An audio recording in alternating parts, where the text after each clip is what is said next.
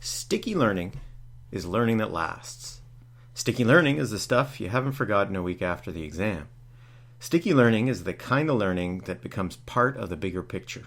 Sticky learning is what we hope goes on in classrooms. So why do we remember some things from school and forget so much other stuff? Well, the way we think of how we store our experiences helps to answer that question, at least partially. Our minds are not filing cabinets filled with images and bits of information, some remembered, others forgotten. A more useful way of looking at learning and cognition is to think of an increasingly dense set of interwoven relationships.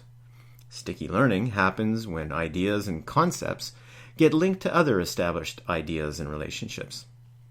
It is for this reason that establishing links and relationships with what is already known is so important when presenting new materials to learners. Students need something onto which they can attach new material. Getting back to stickiness, to get something new to stick to something already there, bring the experience out of the realm of ideas and explanations, and use action. Get students doing. Often doing, as opposed to just listening, is more memorable. Let's talk a little bit about memory. More specifically, working memory. Working memory is the key building tool for sticky learning. One's working memory can juggle bits of relevant information related to a topic and combine, take apart, and reconfigure them. I think of working memory as the artist's palette. Paint of different colors together on a board right next to each other, immediately accessible, ready to be mixed and put to canvas in an original way.